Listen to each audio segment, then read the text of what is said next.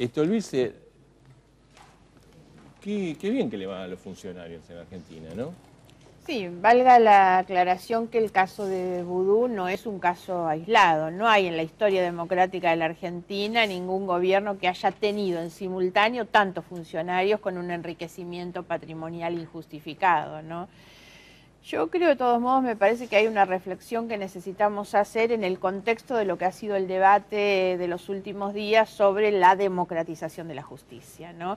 Porque la noticia sobre el avance de la causa judicial de Vudú es una muy buena noticia, porque es necesario en la Argentina salir de esta suerte de justicia entre paralizada y atemorizada que tenemos. Terminamos el año pasado con presiones sobre la justicia, amenazas sobre la justicia, escraches a la justicia, y una causa judicial que desde hace 10 meses, recordemos además que aquella conferencia de prensa del jueves de la Semana Santa termina tirando por el aire al fiscal, al juez de la causa y al procurador general, que lo que habían hecho era por lo menos demostrar voluntad de que se investigara. A partir de ese momento todo cayó como en el olvido. Nosotros hemos conversado aquí en el programa. Bueno, Marcelo, queríamos invitar porque usted fue la primera que denunció y detectó el tema de Chicones, entre ¿no? el 2010 y 2011, cuando empieza esa operatoria, digamos, de vaciamiento de la capacidad productiva de la Casa de la Moneda. Nosotros conversamos aquí el año pasado en lo que nosotros definimos como un entramado de complicidades donde no era solamente Vudú, había una cantidad de funcionarios involucrados que aparecen a nuestro juicio como partícipes necesarios de una asociación ilícita. Y en aquel momento nosotros hablábamos del Banco Central, de la Casa de la Moneda, de la FIP como protagonistas centrales, de la UIF sin ninguna duda, muchos funcionarios vinculados con el área de la economía. Sin embargo, en los últimos meses nosotros hemos estado haciendo un seguimiento que, si bien aquellos fueron funcionarios partícipes necesarios para la comisión de los ilícitos, después de eso fue necesaria la participación, o es necesaria, de muchos otros destinados a asegurar la impunidad. La complicidad después del delito es intentar que todo quede en la nada. Y ahí, obviamente, hay un protagonismo central y muy fuerte del Ministerio de Justicia. Nosotros hemos presentado en enero un pedido de informe por el decreto de acceso a la información pública en la jefatura de gabinete, obviamente sin respuesta, y la semana que viene vamos a estar haciendo un pedido de interpelación al ministro de Justicia. Porque hay un área clave dentro de lo que es el Ministerio de Justicia. Nosotros ya hablamos de las responsabilidades terribles de la UIF, por supuesto, del organismo de investigación del lavado de dinero, pero me refiero al área de la Inspección General de Justicia, inspección de las personas jurídicas. Ahí, durante el último año, después del escándalo de Vudú, venimos observando una cantidad de irregularidades muy graves que terminan sobre el fin de año con la adulteración lisa y llana de los registros informáticos.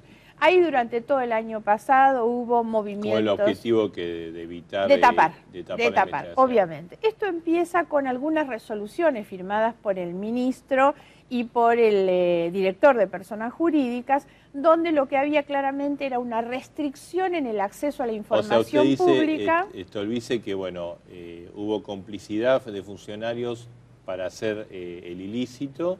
Y otros para tapar el ilícito.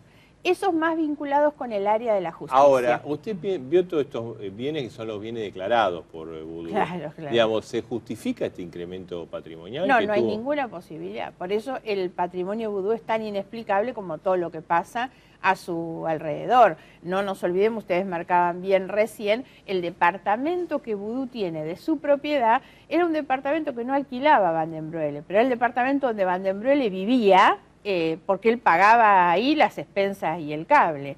A su vez, Vudú vive en un departamento, también en Puerto Madero, un departamento carísimo por el que no sabemos si paga o no paga alquiler, pero es de propiedad de una de las sociedades involucradas en el escándalo. La sociedad que trianguló los recursos, porque acá en el medio hay mucha plata negra, plata sucia de la que no se consigue, no se conocen los orígenes, y hay mucha sociedad trucha. Por eso hago la referencia a personas jurídicas, porque lo que hubo claramente ahí fue la intención de tapar, todo, no solo de tapar, perdieron, extraviaron o robaron los expedientes vinculados con las 3 sociedades que tienen que ver con el escándalo. De Olfam, Chicone Calcográfica. O sea, una verdadera vergüenza. O sea, y la London, que es la sociedad propietaria del departamento donde vive Vudú. Y es la sociedad que trianguló los recursos destinados al levantamiento de aquella quiebra de la Calcográfica. A ver, Vudú tiene un enriquecimiento que no se justifica, que se está investigando, y además todo su accionar es bastante impresentable. Impresentable. Acá se habla de los fondos buitres, la verdad, y tenemos los fondos buitres vinculados justamente con estas sociedades.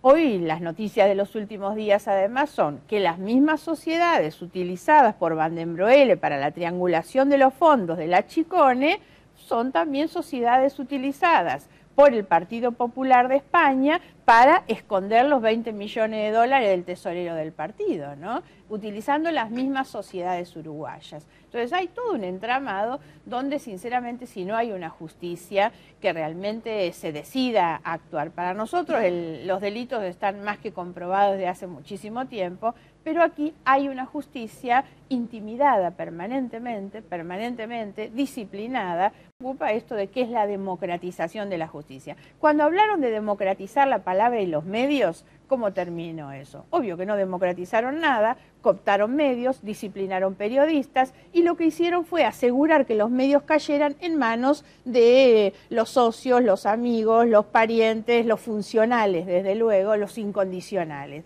Cuando hablaron de democratizar el fútbol, los partidos y los goles, terminamos obviamente con un mercado de transferencia de divisas de manera irregular para financiar la propaganda oficialista.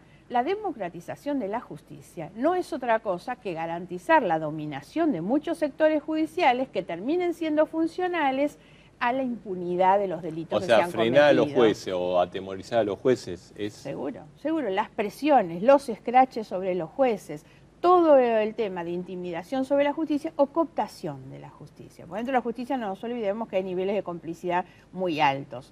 El juez Ollarvide, con la complicidad de todos los fiscales intervinientes, nosotros hemos pedido el jury de enjuiciamiento en su momento a los fiscales que no apelaron a aquella resolución, que fue cerrar la causa de la investigación del matrimonio Kirchner. Porque esto, insisto, no hay gobierno que no haya tenido tanta cantidad de funcionarios enriquecidos, pero obviamente que si uno pierde la autoridad de disciplinar con el ejemplo, lo que pasa por abajo es lo que tenemos. Margarita, gracias. Muchas gracias por estar acá. También vamos a hablar con la persona que hizo... Margarita hizo la denuncia sobre el caso Chicone, ya lo habíamos hablado, y vamos a hablar con Alejandro Sánchez Calvermaten. Calvermaten, ¿qué tal? ¿Qué tal? Que hiciste la denuncia por enriquecimiento ilícito, está...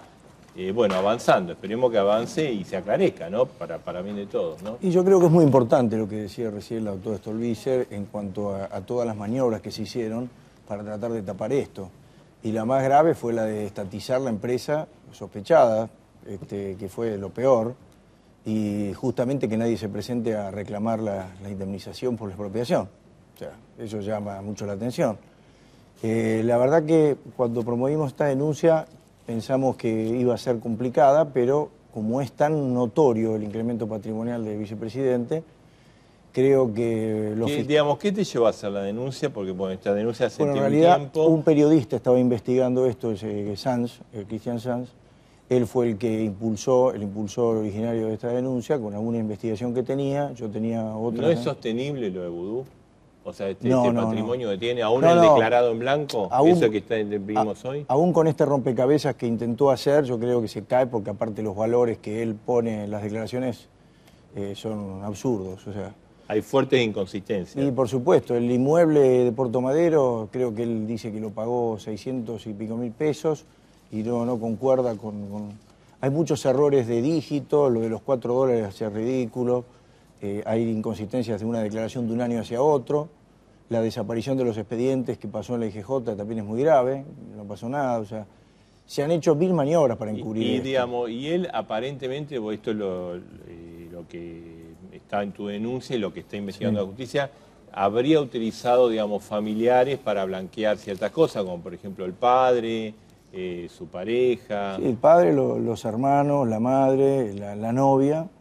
Entre otros, pero bueno, también hay otro listado de personas que se han mencionado en la denuncia, como Juan Carlos López, Núñez Carmona, Van den Broeke, Juan Carlos Maceo, Sergio Martínez, Mariano Esteban Martínez, Eduardo Racetti, Carlos Dorado, esos algunos, y sociedades obviamente se quedó corto, se olvidó algunas, el vicepresidente le faltó Compañía de Valores, bueno, London Supply, Chicones, Fuerza Laboral, Viverchic, Inversiones Inmobiliarias. O sea, que digamos, ¿son toda gente o buena parte de Mar del Plata?